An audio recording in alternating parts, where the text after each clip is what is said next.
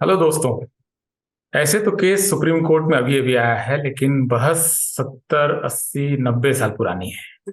और बहस ये है कि शेड्यूल्ड कास्ट की जो लिस्ट है, इसमें मुसलमान और क्रिश्चियन होने चाहिए या नहीं। बहस बहुत गंभीर हो चली है क्योंकि सुप्रीम कोर्ट अब इसकी सुनवाई करने वाला है। और इस बारे में बात करने के लिए हमारे साथ मौजूद हैं London university royal hallway London से अरविंद कुमार, जो वहाँ पीएचडी कर रहे हैं पॉलिटिकल साइंस में और पॉलिटिकल साइंटिस्ट हैं। उनके आर्टिकल्स वगैरह आप देखते होंगे। अरविंद जी, सीधा सवाल, समस्या क्या है? क्यों मुसलमान और क्रिश्चियंस को शेड्यूल कास्ट लिस्ट में नहीं होना चाहिए? आखिर समस्या क्या है? आप इसमें जो पोजीशन आप ले रहे हैं वो विरोध की पोजीशन है। आप विरोध क्यों कर रहे हैं? देखिए, सबसे पहली बात तो ये है कि ये कहना गलत है कि ये बात बहुत पुरानी है। 80 70 या 60 साल पुरानी है। ये बहस बहुत नई है, जो कि 1990 के बाद आई है कि जो है शेड्यूल कास्ट लिस्ट में मुस्लिम्स और मुस्लिम्स को शामिल किया जाना चाहिए। क्रिश्चियंस को लेकर थोड़ा बहुत डिबेट था, लेकिन मुस्लिम्स को लेकर कोई भी डिबेट नहीं था। मैंने इस फील्ड पर जो जितना भी रिसर्च किया है, कोई भी एविडेंस नहीं है कि जो है कहीं जो है 70 साल पहले डिबेट था। हाँ, बीच बीच में पार्लियामेंट में एक आध जगह शेड्यूल ट्राइब वगैरह के लिए जो है डिमांड होती रहती थी कि कुछ कुछ जो कम्युनिटीज हैं, उन कम्युनिटीज को इंक्लूड किया जाना चाहिए। ये है।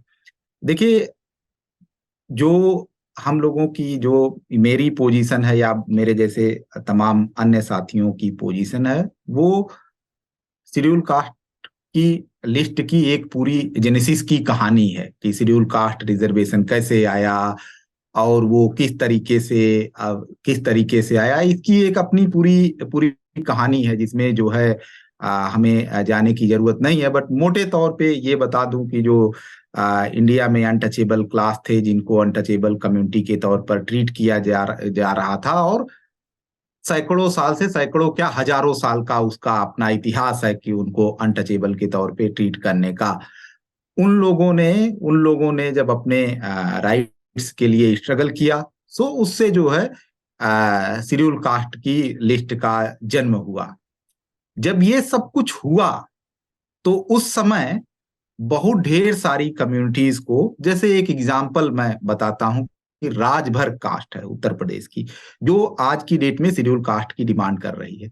लेकिन तो ओरिजिनली राजभर को शेड्यूल कास्ट की लिस्ट में रखा गया था 1932 में, जब पहली बार वो लिस्ट बनी। तो राजभरों ने प्रोटेस्ट किया और कहा कि हम अनटचेबल नहीं हैं, हमको जो है इससे बाहर किया जाना चाहिए। और लार्जर बात थी कि जो अनटचेबल कास्ट थी, चमार, पासी, धोबी और जो है नटखटी, जो भी तमाम जातियां थी, वो बिल्कुल उसके वो नहीं थे। सो वो कम्युनिटीज बाहर हो गई। लेकिन तो 1980 आते आते ही, जैसे ही ग्रास रूट पे चीजें बदलना शुरू हुई, जैसे ही कम्युनिटीज में जागरूकता आना शुरू हुई, दोबारा से वो कहना शुरू किए कि हमको जो है शेड्यूल कास्ट में शामिल करना चाहिए। सो ये तो एक मोटा मोटा वो है कि जो है जो शेड्यूल कास्ट की लिस्ट है, वो एक हिस्टोरिक अनटचेबिलिटी का परिणाम है। और अगर आप थोड़ा सा इसको फिलोसफिकली और थियोरेटिकली और भी एक्सप्लोर करेंगे, सो अनटचेबल क्लास कौन है उसको पढ़ने के लिए, समझने के लिए बाबा साहब अम्बेडकर का की राइटिंग पढ़ना चाहिए कि untouchables who were they and how they become untouchable. और वो बताते हैं कि अनटचेबल क्लास वो है जो कि एक्स बुद्धिस्ट कम्युनिटी है, जो पहले बुद्धिस्ट कम्युनिटी के लोग थे, उनके साथ रिलीजियस परसिक्यूशन हुआ and they were treated as untouchable. वो जो है इसी वजह से अनटचेबल क्लास हमेशा हिंदू वर्ण व्यवस्था के बाहर रहे थे।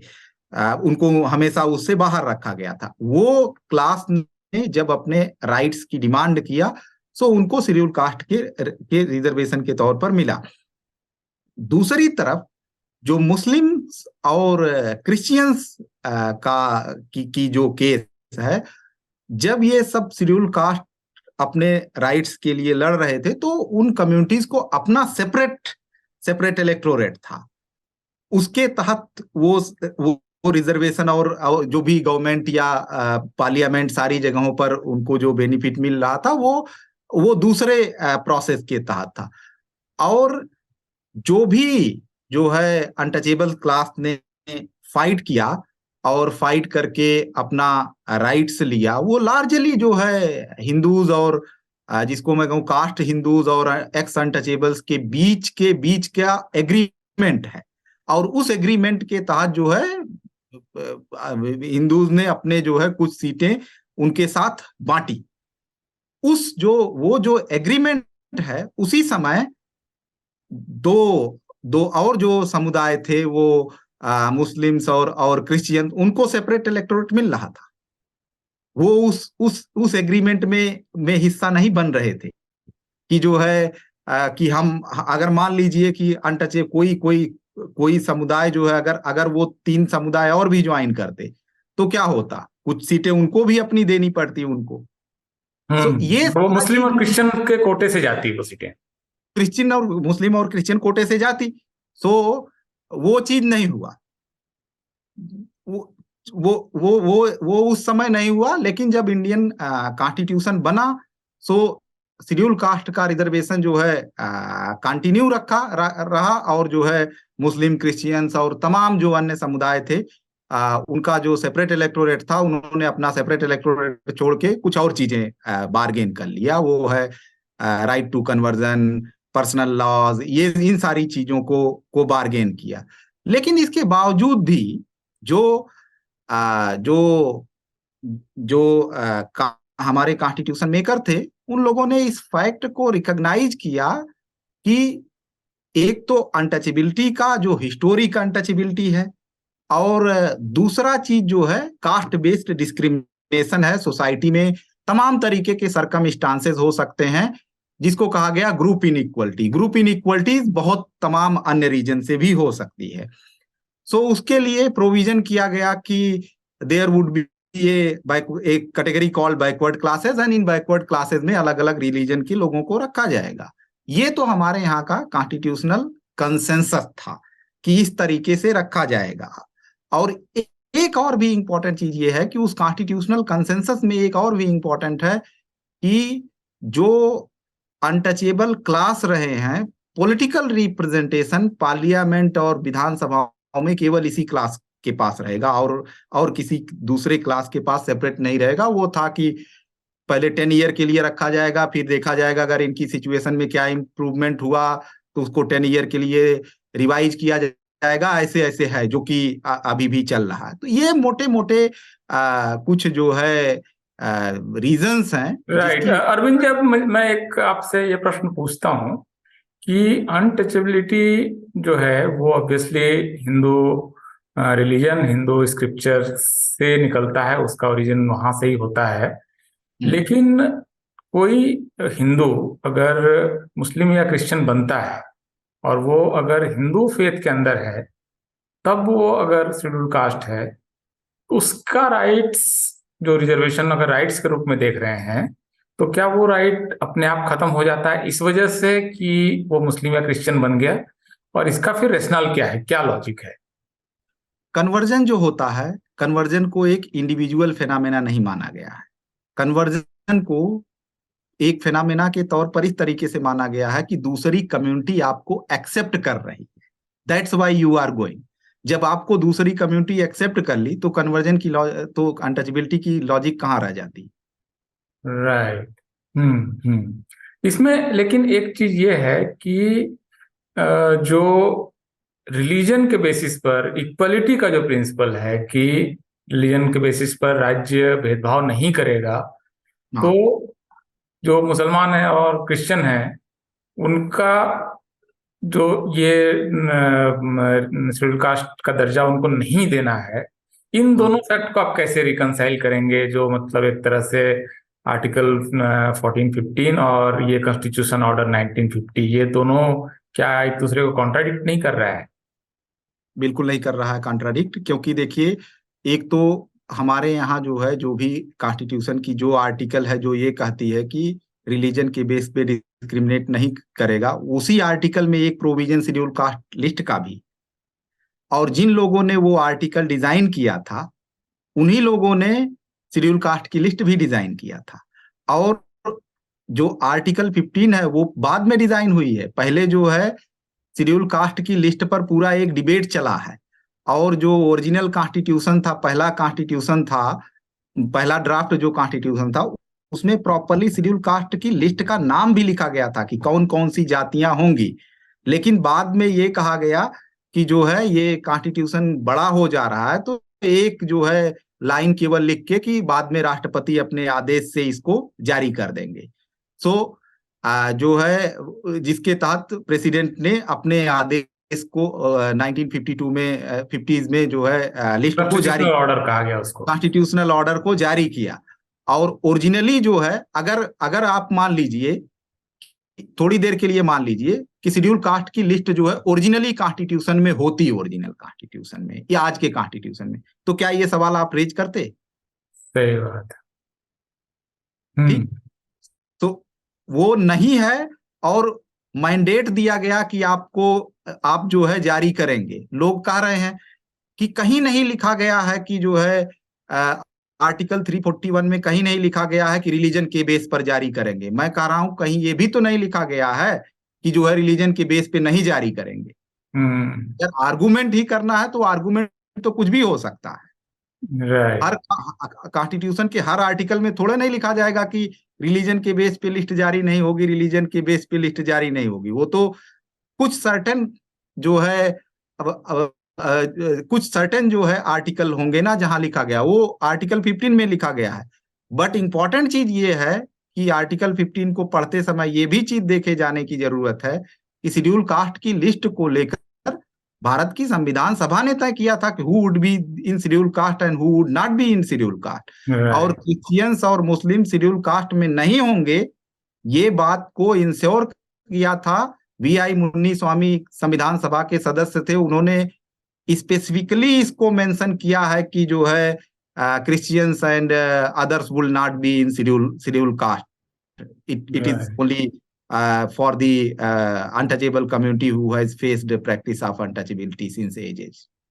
लेकिन ये बताइए कि कॉन्स्टिट्यूशन का पार्ट उसको नहीं बनाया गया। कॉन्स्टिट्यूशन ने कहा कि प्रेसिडेंट एक लिस्ट बनाएंगे, तो 1950 का जो ऑर्डर आता है, वो आदेश जो है उसकी इतनी बड़ी सैंक्टिटी क्यों है, उसको इतना पवित्र क्यों माना जा रहा है? उसकी उसकी क्या वजह आपको लगता है कि वो बन गई तो बन गई और उसमें कोई नई चीज नहीं आएगी? ऐसा क्यों है? उसमें क्यों नहीं 2 रिलीजन और इंक्लूड किए जा सकते हैं? नई चीज इस वजह से नहीं आएगी, नई चीज का सवाल नहीं है। सवाल ये है कि मना क्या किया गया है, रेदर देन की नया चीज इंक्लूड करने का। अगर कॉन्स्टिट्यूशन ये मना किया नहीं होता, अगर संविधान सभा में इस पर बहस नहीं हुई होती कि क्रिश्चियंस और मुस्लिम को नहीं इंक्लूड किया जाएगा, और इस पर कंसेंसस नहीं होता, तो मैं आज आर्ग्यू कर रहा होता कि they should be included. Right. और जो चीज संविधान सभा ने भारत की तय करके मना कर दिया कि ये नहीं होगी, मेरे हिसाब से वो चीज नहीं हो सकती है। ऐसे तो 1950 में संविधान सभा ही देश चला रही थी, और 1950 में संविधान सभा ही देश चला रही थी। इसी वजह से तो ये डिमांड 90 के बाद आई ना। ये डिमांड जो है पहले 3 दशक तक नहीं आई है, ये डिमांड 90 के बाद आई है कि जो है हमको इंक्लूड किया जाए। उसका अपना पॉलिटिकल कॉन्टेक्स्ट है, डिमांड के पीछे पॉलिटिकल रीजंस हैं, उस पर बात करेंगे अरविंद जी।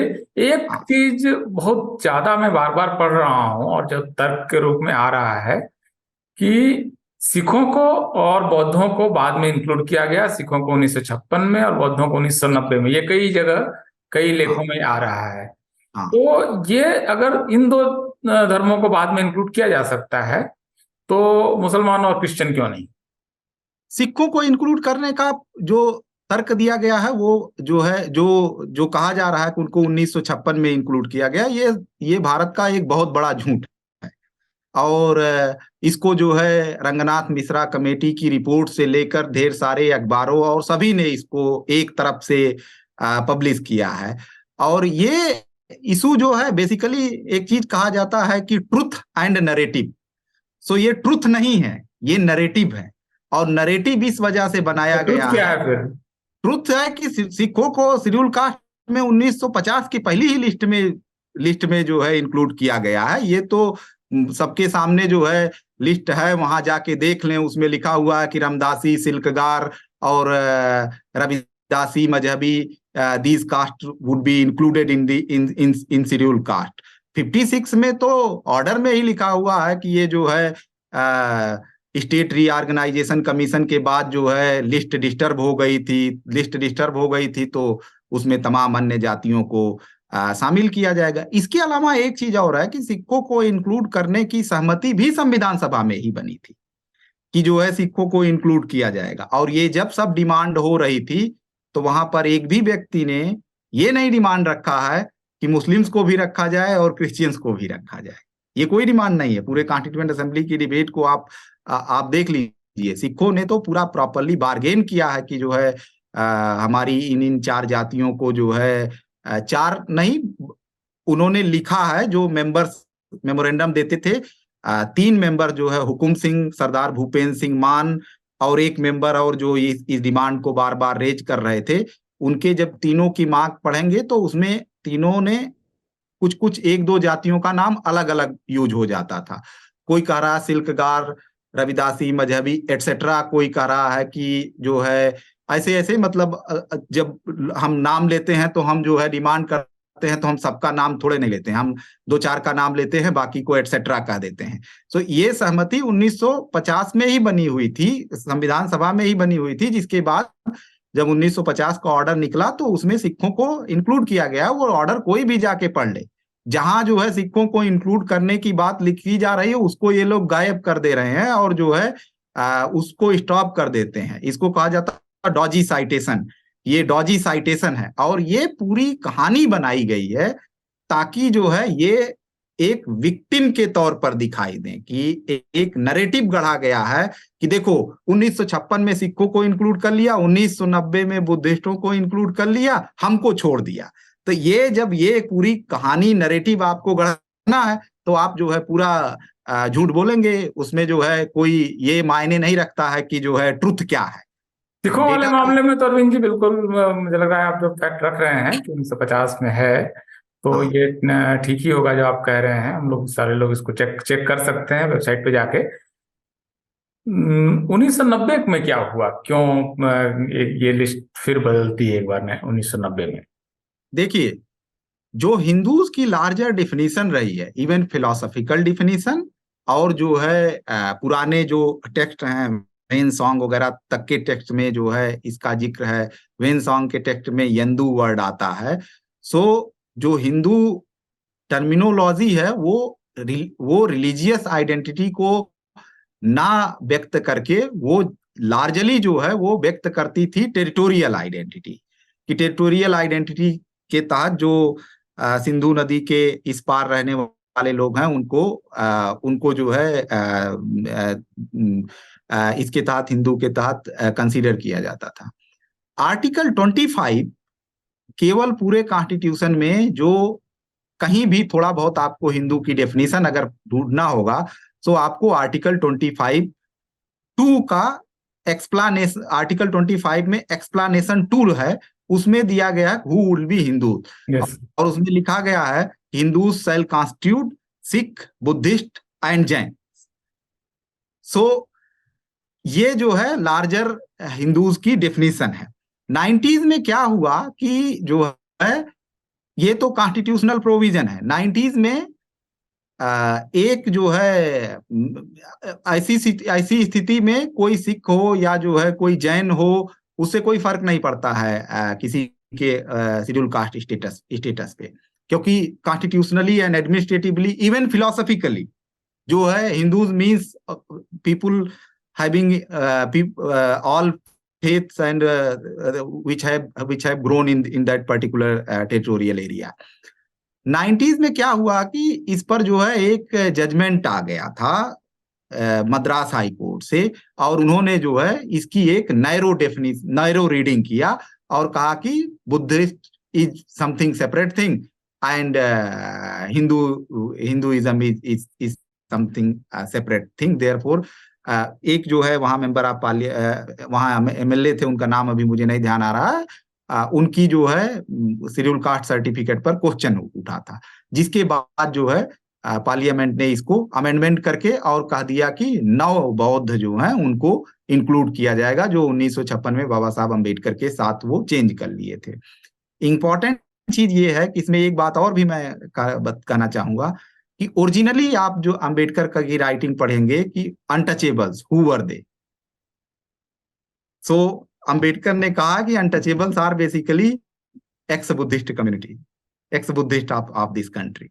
सो उनके इंक्लूजन और जो है उसका सवाल ही नहीं उठता है ना, क्योंकि वही कम्युनिटी है जो पहले बुद्धिस्ट थी और फिर जो है उसके साथ अनटचेबिलिटी की प्रैक्टिस हुई, उसकी प्रैक्टिसेस भी ढेर सारी प्रैक्टिसेस जिसे हम कहते हैं कि रेमिनेसेंट ऑफ बुद्धिज्म की तमाम जो है प्रैक्टिसेस वो कंटिन्यू किए हुए हैं।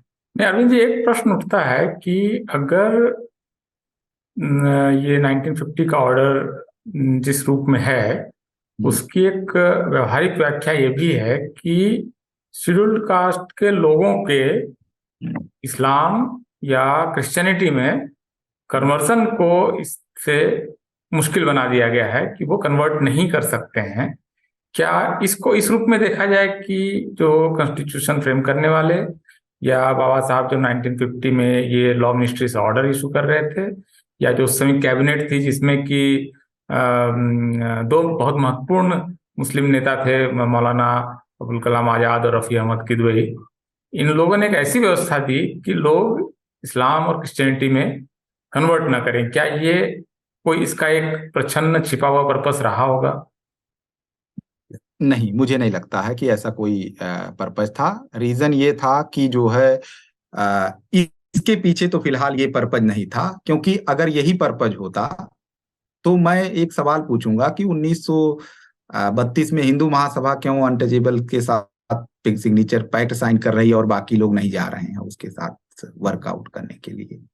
अगर कन्वर्जन ही लॉजिक है तो शेयर, अपना हिस्सा शेयर करने के लिए कौन आगे बढ़ रहा है? हिंदू ही आ जो गया है इस समय, हिंदू स्पेस से ही हिंदू स्पेस कास्ट से के ही लिए सीटें निकल रही थी इसमें। हाँ, मैंने एक जगह, मुझे उसका रेफरेंस नहीं पता है बट ध्यान नहीं आ रहा, बट एक जगह ये है कि अनटचेबल के इश्यूज पर जब डिबेट होना शुरू हुआ तो आई थिंक मौलाना हसरत मोहानी ने कहा था कि जो है इनको गाय बैल जैसा आधा आधा बांट दीजिए, आधा मुसलमानों की समस्या है, आधा जो है हिंदुओं की समस्या है, बट कोई मेजर तो नहीं उठाया गया ना। उन्होंने कहा कि ये आपकी समस्या है, अनटचेबिलिटी जो है इंडिया में वो प्रॉब्लम ही हिंदूज की प्रॉब्लम रही है, हिंदूज और बुद्धिस्ट के कॉन्फ्लिक्ट की प्रॉब्लम रही है। अगर मैं जो है अंबेडकर के टेक्स्ट के हिसाब से जाऊं कि वो इन दो फेथ के बीच का क्लैश की प्रॉब्लम रही है, और उसी लिए जो है उन लोगों ने आपस में जो एग्रीमेंट किया, उस एग्रीमेंट को बस केवल कॉन्स्टिट्यूशन में सैंक्टिफाई किया गया है। That is not more than that, जो है मैं उसको उससे बियॉन्ड नहीं देखता। राइट।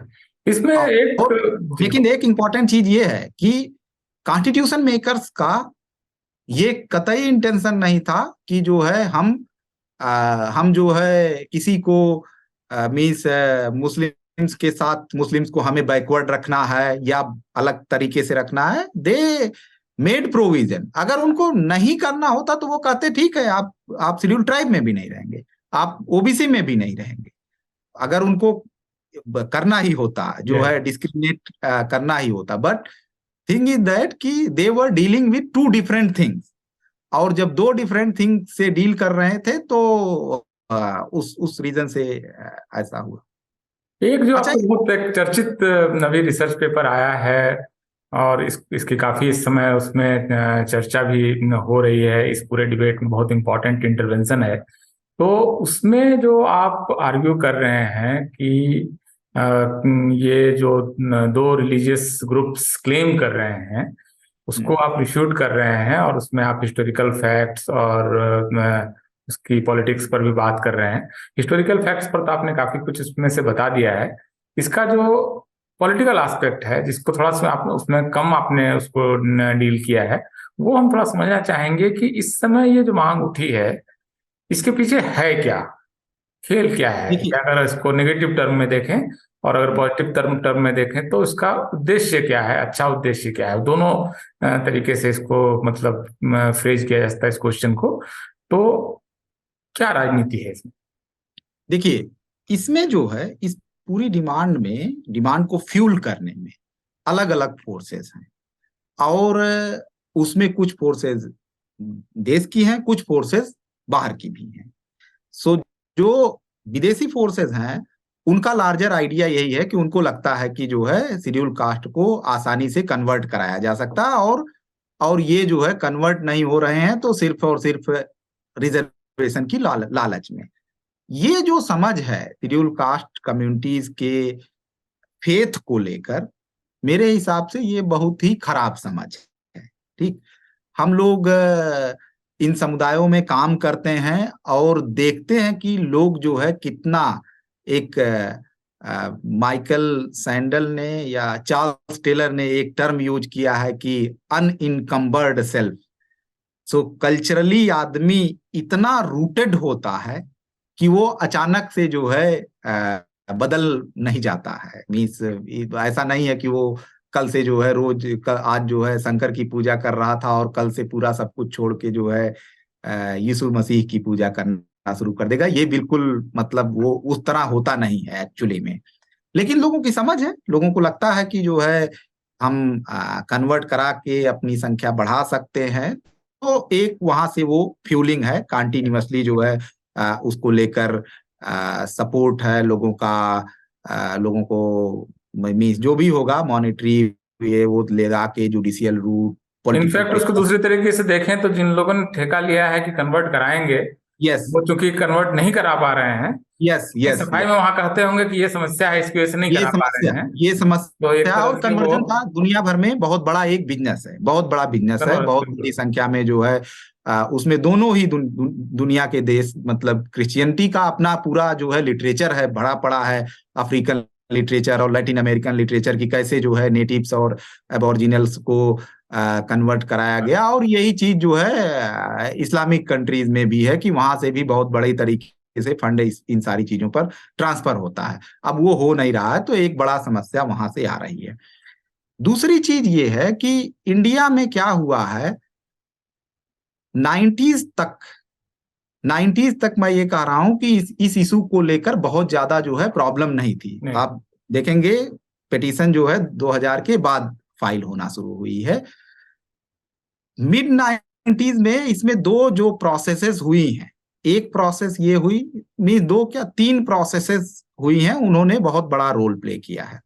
एक process rise of backward caste, और बैकवर्ड कास्ट के राइज होने की वजह से जो है, जो मेंबर ऑफ पार्लियामेंट या कॉन्स्टिट्यूएंसीज हैं, पहले बैकवर्ड कास्ट का नॉमिनेशन बहुत कम था, और ग्रेजुअली क्या हुआ है कि बैकवर्ड कास्ट का नॉमिनेशन बढ़ना शुरू हुआ है। और ऐसी स्थिति में सीटें तो फिक्स हैं, यस। तो जब नई कास्ट को आप नॉमिनेट करेंगे तो किसी ना किसी को तो घटना पड़ेगा।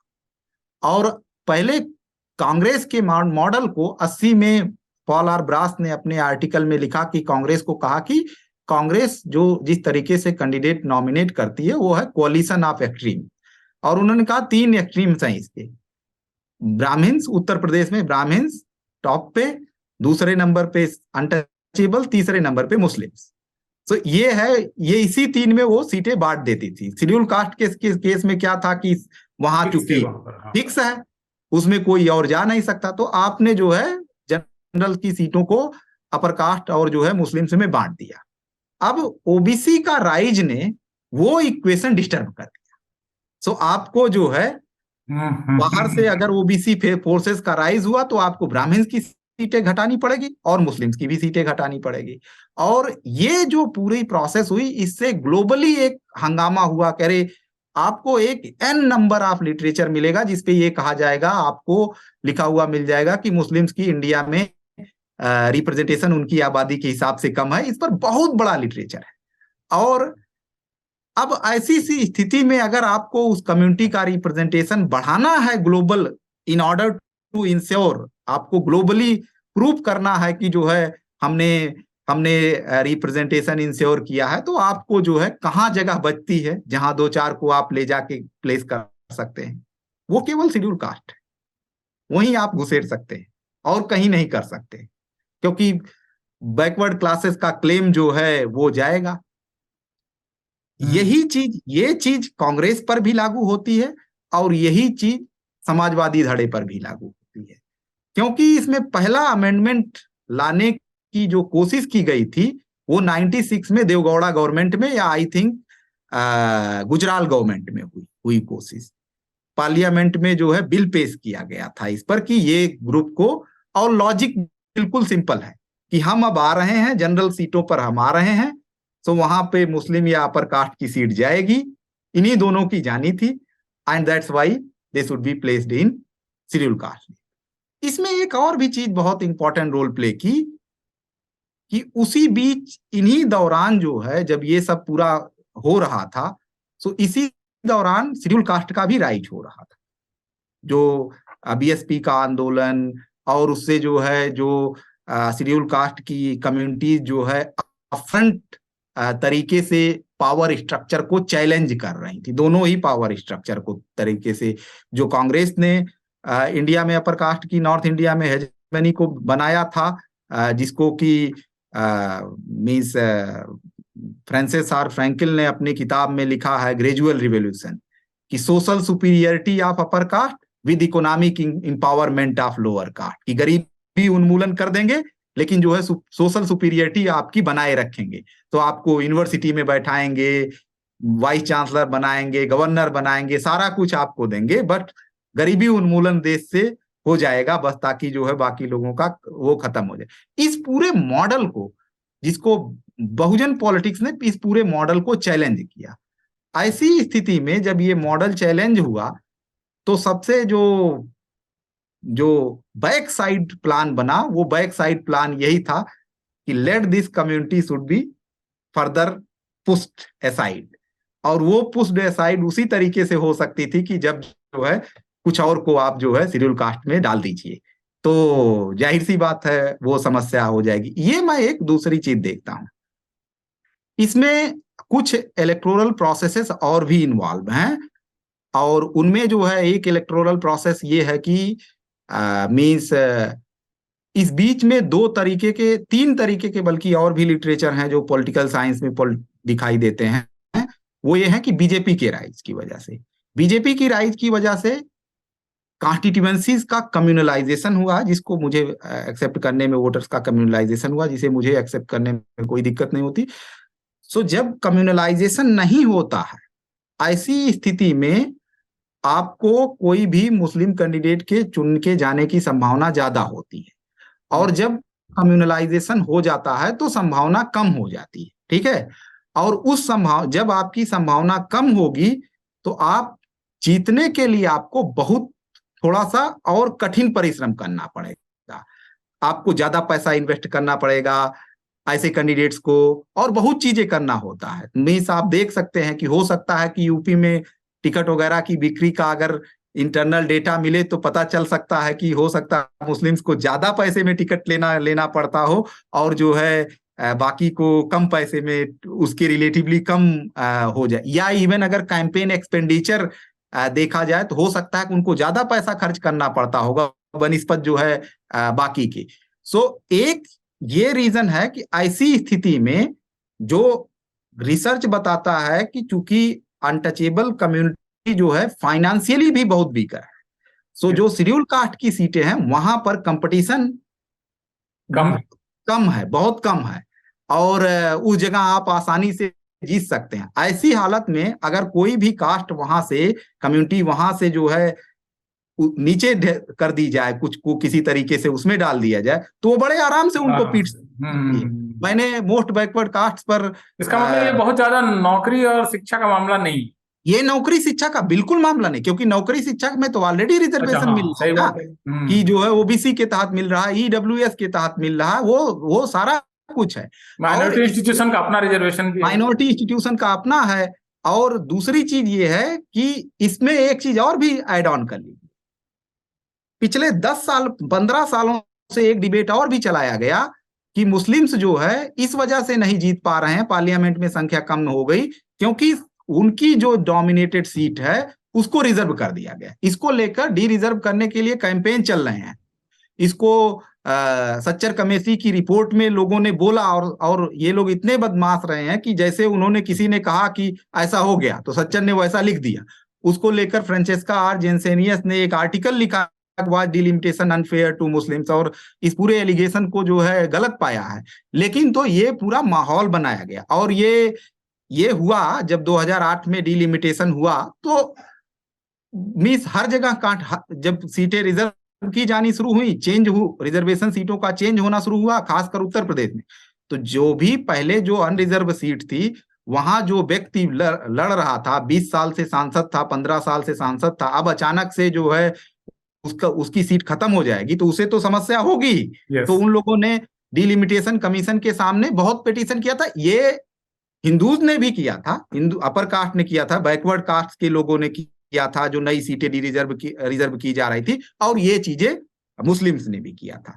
लेकिन तो इसमें जब तक सीट रिजर्व नहीं थी, जब तक डिलिमिटेशन कमीशन का रिजल्ट नहीं आया था, तब तक ठीक है, तब तक कम्युनिटी जो है कंटेस्टेशन क्लेम कर सकती हैं, वो एडजस्ट हो सकता है। लेकिन जब वो चीज खत्म हो गई तो बाकी लोग तो चुप हो गए, लेकिन तो जो मुस्लिम कम्युनिटी की लीड लीडरशिप थी, उसने जो है इसको लेकर ग्लोबल एक पूरा हंगामा खड़ा करना शुरू कर दिया, और कहा कि ये तो लिमिटेड जेरीमेंडरिंग की जा रही है, मतलब कि जानबूझ के हमारी ही सीटों को रिजर्व कर दिया जा रहा है, और इसको लेकर एक कैंपेन भी चल रही है। तो साइमल्टेनियसली दो चीज है कि कैंपेन भी चलाई जा रही है, और चूंकि वो कैंपेन सक्सेसफुल हो नहीं रही है, 20 साल से ये पूरा हुआ है कि बहुत जो है तमाशा हुआ, तो ऐसे में आप क्या करिए कि प्लेस करिए कि कुछ जो है शेड्यूल कास्ट में घुसा देंगे आप, तो आप जाहिर सी बात है उन सीटों पर लड़ पाएंगे। तो ये जो है एक दूसरा लॉजिक मुझे दिखाई दिया है।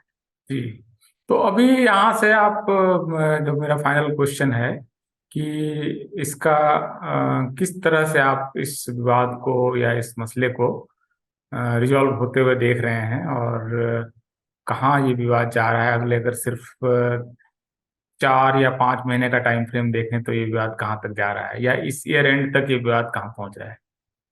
देखिए, मैं इस तरीके से देख रहा हूं कि इस इशू को लेकर जो है शेड्यूल कास्ट के लोग बहुत सीरियस हैं, मीन्स एग्जिस्टिंग के तौर पे, और वो इसको मीन्स इसको लेकर बहुत सीरियस हैं, और ये जो है इंडियन सोसाइटी में अगर अगर इसको एमाइकेबली रिजॉल्व नहीं किया गया तो ये इंडियन सोसाइटी को बहुत ही फर्दर डिवाइड करेगा, और डिवाइड तो करेगा ही, अलोंग विद दैट इसमें जो सबसे बड़ा नुकसान जिसको होने जा रहा है वो है कांग्रेस पार्टी, उसको बहुत बड़ा नुकसान होने जा रहा है, क्योंकि ये पूरा डिबेट ओरिजिनली कांग्रेस पार्टी ने जो है एक गलत तरीके से अपने पहले यूपीए 1 गवर्नमेंट में ये सारे चीज को डॉक्यूमेंट करवाया, और वो सारा जो है रंगनाथ मिश्रा कमीशन बनाया, और वो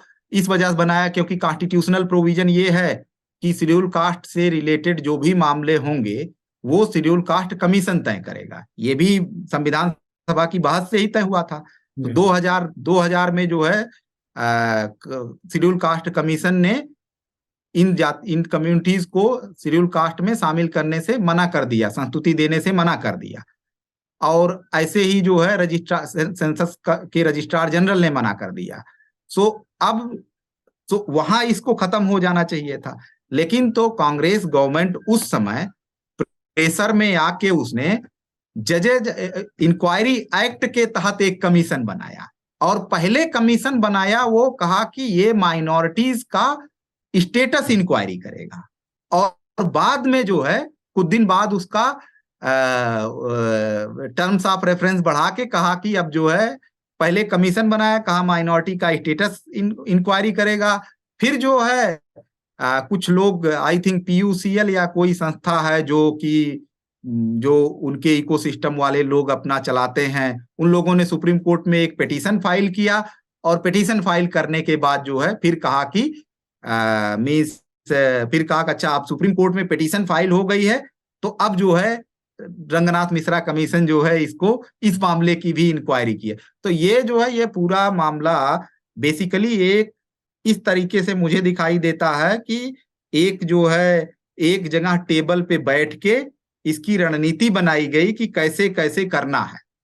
और बहुत जो इसमें जो ज्यादा नुकसान होने जा रहा मुझे लगता है कि इस मामले में सुप्रीम कोर्ट की विश्वसनीयता भारत के जो वंचित तबके हैं उसमें कमजोर होगी अगर वो इस मामले के साथ आगे बढ़ता है, इसको जल्दी से ही जो है डिसमिस नहीं करता है। जितने दिन इस मामले को ले जाएगा वो ये दिखाई देगा कि बेसिकली वो एक एक जो है प्लानिंग की जा रही है, कुछ लोग प्लानिंग कर रहे हैं और उस प्लानिंग के तहत आपके पास आ रहे हैं और आप जो है फिर उस पर सुनवाई कर रहे हैं। तो ये जो है इंडियन डेमोक्रेटिक इंस्टीट्यूशंस की क्रेडिबिलिटी और इन सारी चीजों के लिए बहुत नुकसानदायक है। जी जी अरविंद जी, पार्टी के दृष्टि से कांग्रेस पार्टी के लिए ये बहुत ज्यादा नुकसानदायक है। बीजेपी की पोजीशन क्या रहने वाली है अरविंद जी? कैसे आपको लगता है बीजेपी इस पर क्या पोजीशन लेगी फाइनली? मुझे लगता है कि बीजेपी जो है अभी बहुत सेफ गेम खेल रही है। वो कोशिश ये करेगी कि जो है जो लार्जर ये ग्रास रूट लेवल पे जो लंबे समय से कुछ दिनों से ये ओवैसी वगैरह दलित मुस्लिम ये वो तमाम अलायंस वगैरह की बात कर रहे थे, वो इस इशू को लेकर अब वो मतलब वो सेटल्ड हो जाएगा और ऐसी स्थिति में ये सारी चीजें बीजेपी के लिए बेनिफिशियल ही है। दोनों तरीके से दोनों ही डिबेट भी होना अपने आप में, मुस्लिम अगर कहेंगे कि हमारे साथ अनटचबिलिटी होती है तो उनको बताना होगा ना कौन अनटचबिलिटी प्रैक्टिस करता है। तो उनको अपनी कम्युनिटी का नाम तो बताना होगा ना, ऐसे तो कोई आप कह के जा नहीं सकते कि अनटचबिलिटी होती है हमारे साथ में। और वो तो कोई भी कह सकता है कि हमारे साथ अनटचबिलिटी होती है जो है, अनलेस एंड अनटिल आपको नाम तो बताइए, केस बताइए।